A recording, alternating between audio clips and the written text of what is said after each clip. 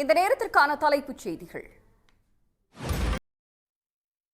Tungsten கனிம சுரங்கம் அமைக்க அளிக்கப்பட்ட அனுமதிக்கு எதிர்ப்பு தெரிவித்து மதுரை மாவட்டம் மேலூர் அருகே வணிகர்கள் கடையடைப்பு போராட்டத்தில் ஈடுபட்டிருக்கிறார்கள்.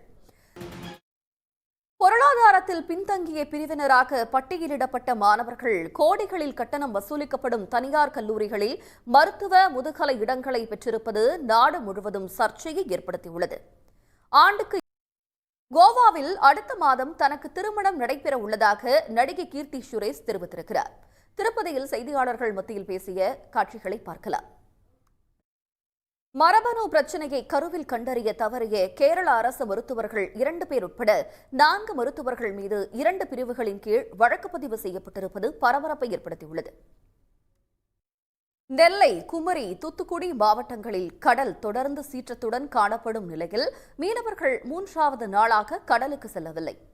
வங்கக்கடலில் நிலவும் மருத்துவ மற்றும் கல்வி உதவித்தொகை கோரி ஆன்லைனில் வேண்டுகோள் விடுப்பவர்கள் குறிவைத்து மோசடி செய்தவர் வேலூரில் சிக்கினார்.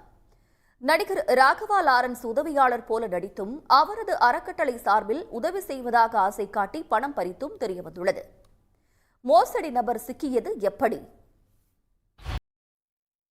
மிக குறைந்த வருவாய் ஈட்டும் குடும்பத்தினருக்கு சேர வேண்டிய சமூக நல ஓய்வூதிய பலன்களை உதவி பேராசிரியர்கள், அரசு ஊழியர்கள் உள்ளிட்ட 1000க்கும் மேற்பட்டோர் பெற்று பயனடைந்து வந்தது கேரளாவில் ஆதார் மூலமாக வெளிச்சத்திற்கு வந்துள்ளது. குறைந்த வருவாய் ஈட்டும் குடும்பத்தினருக்கு மாதந்தோறும். இனி முக்கிய நிகழ்வுகளை ஒரு நிமிட செய்திகளாக பார்க்கலாம். வங்கக்கடலில் நிலை கொண்டிருக்கும் ஆழ்ந்த காற்றழுத்த தாழ்வு மண்டலம் சில மணி நேரத்தில் புயலாக வலுப்பெறும் என்று வானிலை ஆய்வு மையம் எச்சரிக்கை விடுத்திருக்கிறது. இது பற்றிய தகவல்களை எம்முடைய செய்தியாளர் நாசர் அளிக்க கேட்கலாம். நாசர், இனி உங்களிடம். மிக குறைந்த வருவாய் ஈட்டும் குடும்பத்தினருக்கு சேர வேண்டிய சமூக நல ஓய்வூதிய பலன்களை உதவி பேராசிரியர்கள், அரசு ஊழியர்கள் உள்ளிட்ட 1000க்கும் மேற்பட்டவர்கள் பெற்று பயனடைந்து வந்தது கேரளாவில் ஆதார். அண்மை செய்திகளுக்கு தொடர்ந்து இணைந்திருங்கள் சன் நியூஸ் தொலைக்காட்சியுடன்.